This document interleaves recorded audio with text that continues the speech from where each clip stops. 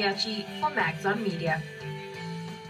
Now, all too often we see the same people talking about the same topics in the media, and they become familiar and trusted and well-liked and the go-to people when discussing specific industries. So how do you break through that clutter to become the go-to name in your specific industry? In other words, a bona fide personal brand.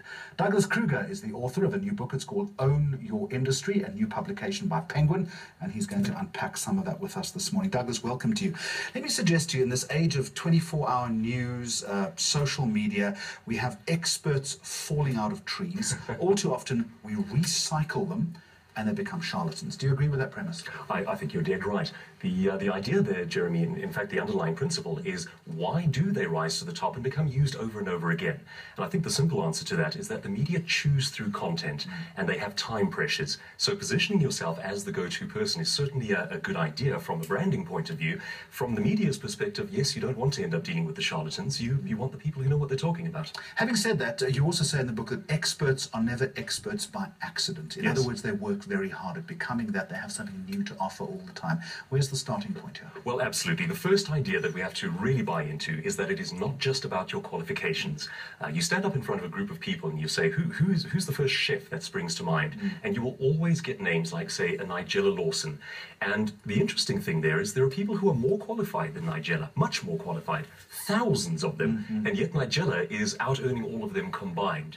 And what that tells us is that it is not just the qualification that matters. There's more to it than that.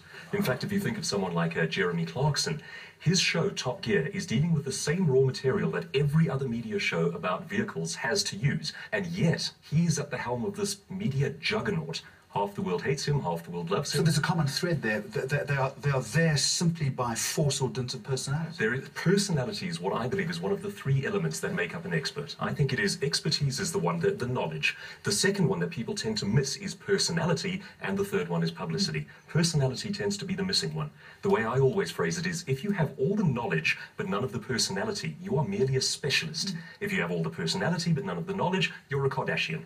All right, that's a nice way of putting it. So you've got those three things in place, but most importantly, you've got to package the ideas you suggest in a unique framework. Yes. In other words, Douglas Kruger, you've actually got to do a bit of work before you can get this out in the marketplace. how do you embark on that packaging process? Right. Well, the frameworks, that's a very powerful idea. I mean, just for example, if I say Rich Dad, Poor Dad, that's one of the world's best-known frameworks. And of course, that's Kiyosaki, and it started off as his book, but it's now a board game, a series of shows, seminars, etc., etc. But they all use that core branding, that simple idea that people get straight away, Rich Dad, Poor Dad. So the difficult part is determining how to wrap up your complicated communication ideas into something simple. What's the tipping point that you're talking about? Right, tipping points are when you start to create tribes of believing followers and they become your advocates. So if you think of just the example of, say, a brand. A brand like Dove has gone beyond the idea of having to sell its own products, and now people are perpetuating things like the Real Beauty campaign, and that sells their product for them. So here you have a company that essentially sells soap, but they have tribes of believing followers who want to send their message out on their behalf.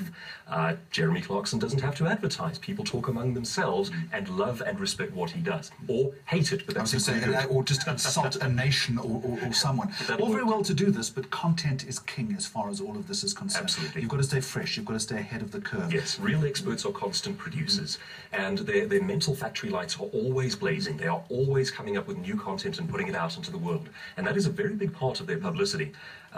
If you think about the number of people that I'm sure you've met who have said that one day they will write a book, versus the number of people who have actually done so, writing a book and then going on to the next thing, that's the big part.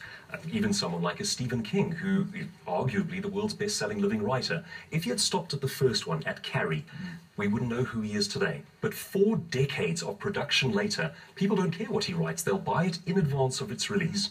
This is a book that we certainly recommend. Own Your Industry, How to Position Yourself as an Expert. The ever-eloquent Douglas Kruger, thank you very much for joining us. Finally this week, as US First Lady Michelle Obama joins an online campaign to bring home the 276 girls kidnapped from their school in Nigeria by